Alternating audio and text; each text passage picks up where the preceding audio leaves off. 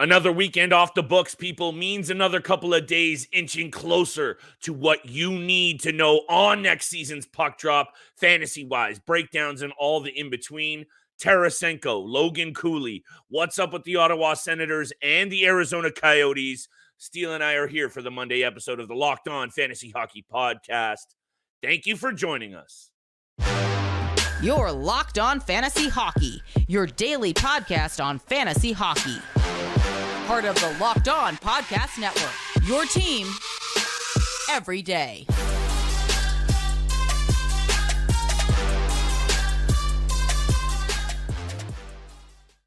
Hockey heads, degenerate gamblers, and fantasy fanatics, welcome back inside the lab with Steele and I for the Monday edition of the Locked On Fantasy Hockey Podcast. And thank you for making us your first listen every single day. The offseason content and coverage continues on today's episode, and you know you can check us out Monday through Friday all summer long. Steele and I are even going to be ramping up early for this fantasy draft to make sure you are armed with all of the ammunition to dominate next year's draft. And that means on today's episode, what is going on with the Arizona Coyotes, Logan Cooley, Jack McBain, some of those more minor moves that I think, Steele, you and I have a couple of takes that are going to help some fantasy GMs find some value even on those bottom-feeding teams. The Ottawa Senators are not one of those clubs, and they bring in a player that I know you have had your eye on very closely, so I'm going to throw it over to you for your Tarasenko take, because I have a few of my own Ottawa Senators fan base to seem to be maybe overly excited, perhaps, Steele, for a player that has been very banged up. But Tarasenko, what does it mean for his fantasy value and the Ottawa Senators' success? My friend, I know we have a lot to say about this one, so I'm going to pass it right over to you. Thank you for that. And with this signing, 1 year, $5 million deal with the Ottawa Senators for Vladimir Tarasenko, obviously, I think it just fills that position of the hole of Alex DeBrincat. Obviously, when you're talking about a 25-year-old Alex DeBrincat compared to a 31-year-old Vladimir Tarasenko, there's a little bit of a skill gap there now, obviously, with the age difference. But Vladimir Tarasenko has won a Stanley Cup, and he brings that veteran leadership over to the Ottawa Senators with a very young team. We said this a lot about Claude Giroux the last year as well. And look what he was able to accomplish in his first season with the Senators. So I really like the signing as well. It fills that hole. We're going to be able to finally get a full look at a healthy roster with Josh Norris back in the lineup, with Vladimir Tarasenko fully healthy as well. Obviously had a little bit banged up last season between the St. Louis Blues and the New York Rangers. Right.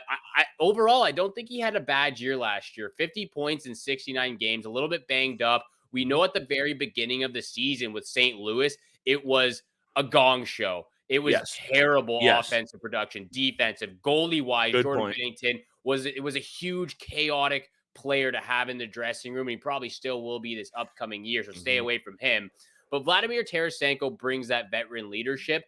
And this is something the Ottawa Senators need. They are on the verge of potentially, getting into the postseason for the first time in 6 years. They haven't been in the playoffs. They were very close last year. So fantasy value-wise, again, looking at the line combination right now, this team just continues to look better and continues to get better as well. Sure.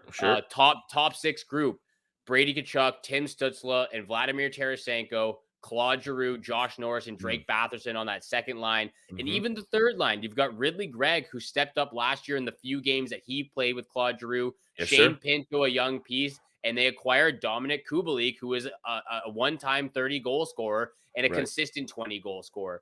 So you look up and down their lineup and even to their blue line now, Jakub Chychrun, Thomas Chabot, Jake Sanderson, Artem Zub has been great.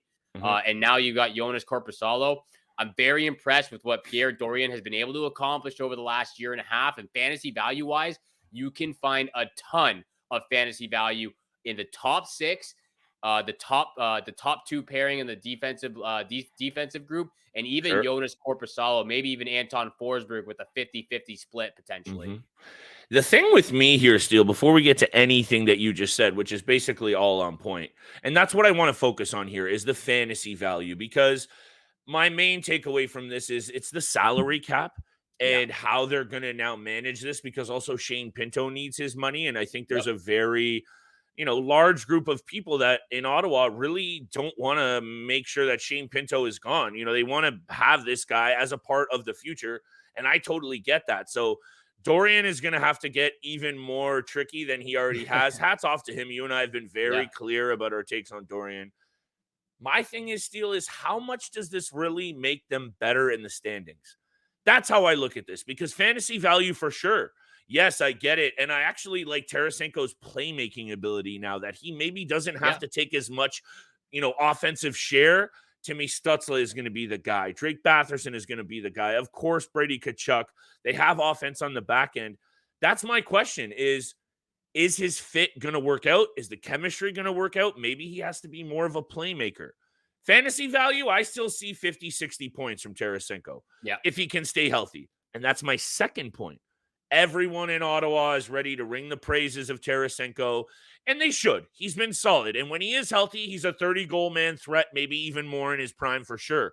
But that's not his prime anymore, and he's had a number of very serious surgeries. So I just want to come out here and mention some of the obvious things that fantasy GMs need to keep in mind when it comes to maybe reading into some of this hype. I understand it, though, Steele, and the rest of this team is there. But let's also remember what's going on in the Atlantic Division. Yes, thank you. This is where I wanted to hit you with my take, and we'll talk about this after the break.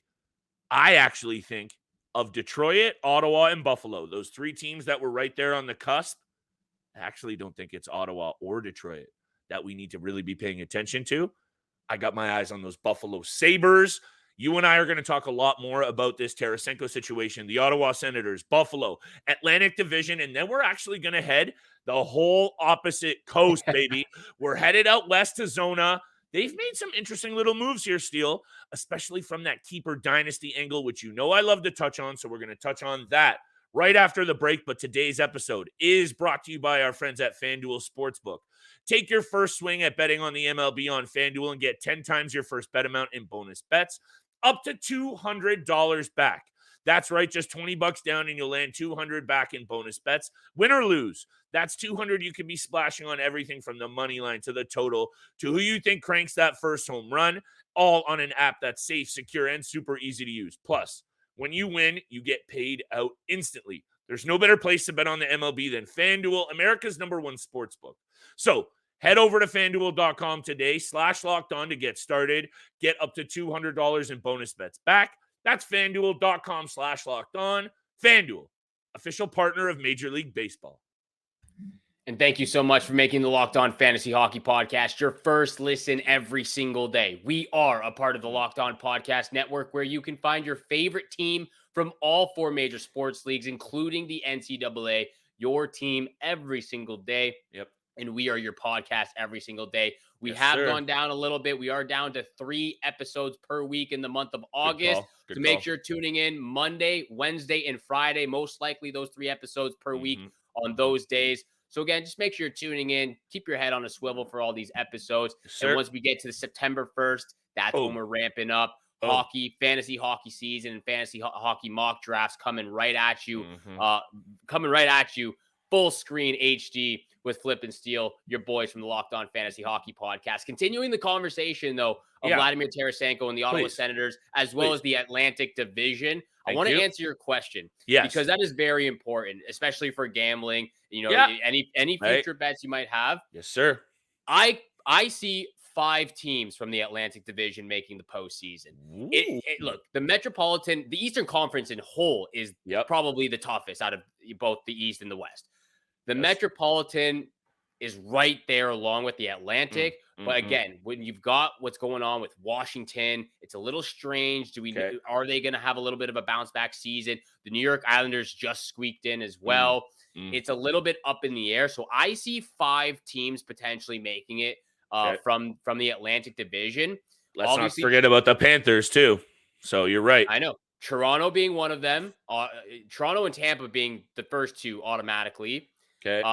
I think Florida, Florida just squeaked in last year. I think they're going to have more points than they had last year. So they're top 3 as well. I don't want to fade Boston, but without Bergeron, without Krejci, that's going to be a tough. You look at the #1 centerman in the Atlantic Division. Yeah. How do you compare Pavel Zacha to the rest of the top centermen in that Atlanta division? You It's can't. almost impossible. You can't. So Yeah. it's kind of hard right now because Mhm. we faded the Bruins last year, and I don't want to make that mistake again. But when you look at where Buffalo is right now, and they've got Devin Levi in net, they've got Ukko-Pekka Luukkonen as well, Mhm. two Yes. young guys who can kind of battle, kind of share the crease and battle right now. Yeah. I like Buffalo a lot. Thank you. Detroit looks a lot better, especially Mm. adding Alex Mm-mm. DeBrincat, Mhm. as well as Maurice Seider just continuing to grow and develop his game. Yep. Billy Husso, is he the number one guy? He seems to be. So again, it's going to be a tough Mhm. battle for Ottawa, Buffalo, and Detroit to make the postseason. But I'm with you. Yeah. Buffalo will be in the playoffs this next year. It's so spicy, Steel, and this is where we're kind of at. And I think actually what the main takeaway might be from all of that is let's hammer these squads in terms of plucking fantasy Yep. value because you're going to be able to pluck a whole bunch of studs off of all of those teams on the cusp. Mhm.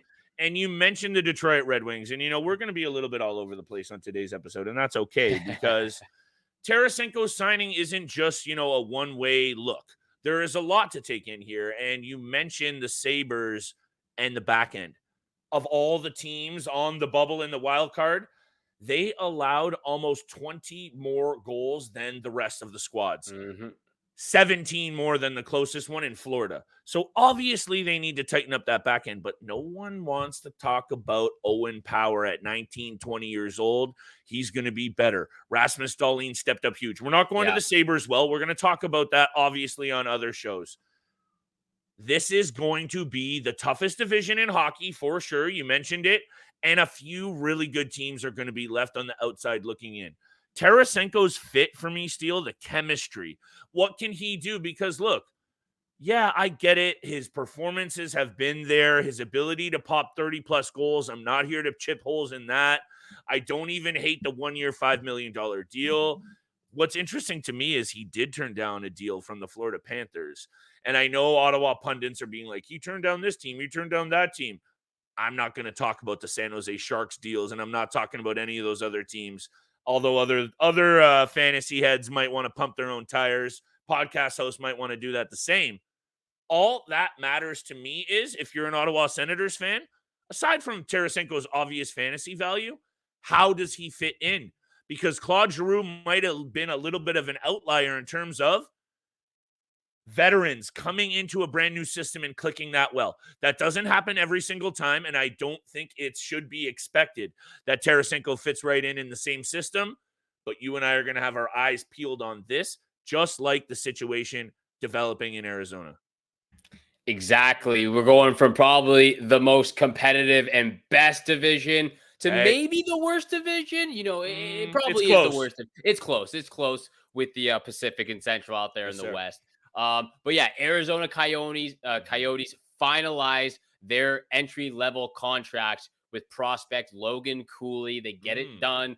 Yeah. Finally, that was something for concern for a lot of Coyote fans out there, and Logan Cooley as well, but they finally finalized that. They also, you mentioned they signed Jack McBain as well to a decent contract too. So we're going to talk about him a little bit. But Logan Cooley is a very, very interesting fantasy piece for the Arizona Coyotes, and what this Coyotes roster is shaping up to look like as well for the start of the season.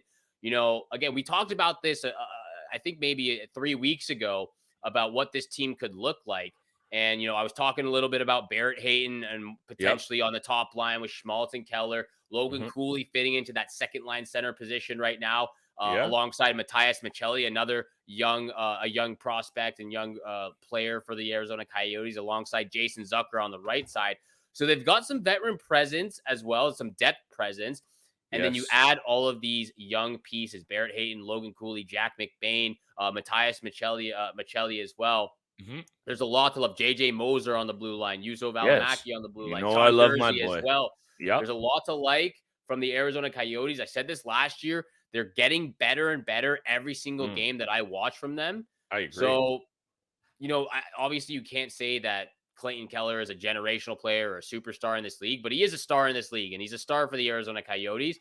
And a lot of people underrated him last year and overlooked his capability fantasy-wise. Clayton Keller is a stud for the Arizona Coyotes, And there are fantasy pieces, fantasy value around him to be had, like Nick Schmaltz, like Logan Cooley, and Matthias Michelli. This is one of those things, Steele, that we have to separate on ice standing success Yep. from what you might be able to do by focusing in on the right pieces in the right situations. And, the Arizona Coyotes are the Arizona Coyotes. And obviously, the off ice issues, the arena, the politics, all of these things play into, unfortunately, what this team is able to do year in and Yep. year out in terms of putting a actual competitor on the ice. But there is still some pieces here to really keep an eye on. And also, thank you for saying our boy Michelli, not Maselli. I'm on point here. Clayton Keller might be a star in any other market. So I'm here for you on what you're saying, but I also think if he swaps cities, which we're not going to speculate on, he might be a superstar, Steele, for sure, especially if he's a good American boy. Maybe he goes, to the Northeast and he just shines. Logan Cooley is going to get a very, very good look to establish himself as a NHL centerman. Here's the angle I want to discuss for both Cooley and for Jack McBain. And before I talk about Cooley, Jack McBain last year, 12 goals, 14 assists, 64 PIMs, 84 shots on net. Look, he had 304 hits, Steele. This guy's on the verge of being a Banger League beauty for me. And if the format is right, and you know me, I'm looking at the keeper dynasty angle here. In my deep league of 12, 14, 16 GMs, Jack McBain is for sure draftable. He will be going off the board in keeper leagues. Year-to-year leagues? No, of course not. But make sure if you are in those keeper dynasty leagues, Jack McBain's on your list because at 304 hits in his first real season in the NHL, and he was able to pot almost 30 points. Yeah. I love what he's able to bring to the table. Put aside Logan Cooley for a minute. This guy can play at the NHL level. We know that already. He can, and I actually didn't even know he had over 300 hits. So I love the fact that you bring that up. And looking at his stats right now, even with 12 goals, his shooting percentage in the first season he only played 10 games in the first season, but he had a 15.4% shooting percentage. Last year played all 82 games. He only had 85 shots, yet his shooting percentage was 14.1%. He was getting under 14 minutes of ice time. So I would like to see Jack McBain maybe move up to the third line, maybe get a little bit more playing time, but maybe not because Logan Cooley's in there now. And you're going to try to create some more space for those that top six group. So if Jack McBain can get a little bit more playing time off that fourth line, I would love to see that as well. And of course, Banger League beauty, 304 hits, 64 penalty minutes. Continue doing that, young buck. Like that is impressive. At what is he? 23 years old. So first year in the league, that's impressive. 23 years old, good Toronto boy, third rounder, 6'3", 200 plus pounds, and adding weight. From what I've read, mans were in the gym this summer trying to put on a few more pounds. And here's the most exciting thing. And actually, Steele, let's leave it for after the break and we'll talk about that because I have one more take about Mr. Jack McBain and Logan Cooley because opportunity is abound in Arizona. McBain slotted in right now on the third or fourth line. Cooley maybe second or third. Who's not to say they move up the lineup? That's not a for sure thing. And we'll talk about that right after this break. We will. Thank you so much for making the Locked On Fantasy Hockey Podcast your first listen every single day. Make sure you hit that subscribe, hit the follow button. We appreciate all that love and all that support you show us every single day. Remember, we going down a couple of episodes this month, 3 episodes per week, Monday, Wednesday, Friday. So make sure you're tuning in to the Locked On Fantasy Hockey Podcast. Flip. Last point on Jack McBain. Let's move over to Logan Cooley real quick, and then we'll wrap this show up because Logan Cooley is going to be a fantasy piece and maybe a Calder Trophy finalist as well this upcoming season. Could be. And I think the only last point I want to make here is you look up that left side, and I know McBain could probably play both wings, but at this point, playing the left side, he's played some center. This is what I'm trying to say is this lineup will be in flux. Yes. And seeing what I've seen already from McBain, and I know we're focusing on a potential fourth line piece for the Arizona Coyotes. Yeah. But you and I know, Steele, how many times do you look up in your fantasy draft? And I know you don't look up very often because mans are usually at the top looking down, if you get me. At the top, they say it's lonely. But those guys in that top 3 usually get lucky with a couple of these random draft picks that they have. Yep. And maybe it's not so random when you start to look at the numbers, the opportunity, the size, what happens where this team plays their game. The Arizona Coyotes, out of the bottom feeding 10 last year in terms of goals against, better than the Ducks, better than the Jackets, Sharks, Canadians, Blackhawks, Blues, Sabres, and Canucks. And now this team is even better and had another year to play together. Ingram and Vemelka in the net. Am I ready to put the playoff moniker on this team? Absolutely not. But they're going to be better, Steele. And I think that means and we're going to go to Cooley. Dylan Gunther's, Lawson Krause's, Jack McBain's, Michelli's. They're going to be more valuable. And I think that's all that really matters right now for the Arizona Coyotes and their fan base is that they can actually witness and see that they're getting better. They're heading in the right direction. They're not letting things slide anymore. And that's the most important thing right now, because with all the chaos that has been happening for them as an organization the last year and a half, 2 years, maybe even 3 years, it's great to see Arizona finally getting back on their feet and heading up in the standings, up in a upward direction, and just heading on the right path. And then it starts with a guy like, obviously with Clayton Keller and everybody else, Nick Schmaltz, but it starts with a guy like Logan Cooley, a guy in the Big Ten, University of Minnesota, 60 points in 39 games last year, had 22 goals. He's performed well at the World Junior Stage, under 20 championships for USA. 7 goals, 7 assists, 14 points total. He gets it done, and he's going to transition that to the NHL level. I think so, Steele. And actually, let's not forget, Jason Zucker was added into this mix. Alex Kerfoot was added into this mix, and they brought back Nikki Bjugstad. To me, that just tells me that the GM, the front office in Arizona knows what they're doing, because they're now taking some of that pressure off some of these young guys to let them play their games. Because, Kerfoot, Bjugstad, even, on the back end, Troy Stetcher, these guys like Zucker are going to bring that calming sense. They're going to go out there and play that responsible game, lead by example, and also throw that body around a little bit. And I think the last kind of important take I wanted to mention about this team is actually on the blue line, because they let a couple of really good pieces go in Chychrun and Gostisbehere. Say what you will about either of them, but you mentioned Moser, Valimaki, Sean Durzi, Troy Stetcher's there, and I think there's another piece that I'm maybe forgetting in their farm system, but it doesn't matter, because that's enough there to tell me, Steele, not only is the front office knowing what they're doing, the scouting team knows what they're doing here. There is a lot to like about what's going on with this Arizona Coyotes team, and I think I'll just leave it at this. The sooner you tap into it as a fantasy GM, the sooner you'll be hitting us in the comments and the DMs going, wow, guys, I didn't know I should be looking at the Arizona Coyotes because they look so trash from afar. Up close, a lot of really good-looking young fantasy pieces here, Steele. There is some fantasy value to be had on that blue line, especially on the left side of the blue line. You said, JJ Moser, Valimaki, and Durzi. I'm not the biggest Troy Stetcher fan. I don't like his game necessarily. I don't think he brings a ton of fantasy value, but even Victor Soderstrom, on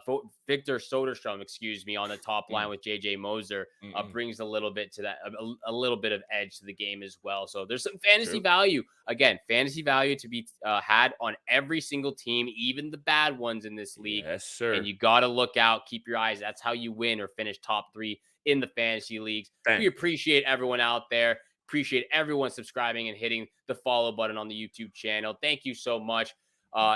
Tune in every single day. Monday, Wednesday, Friday. Those are going to be the 3 episodes per week throughout August. We appreciate you all out there. Thank you so much for making the Locked On Fantasy Hockey Podcast your first listen. Good luck with all your summer bets out there. We shall see you back here again on Wednesday. Peace.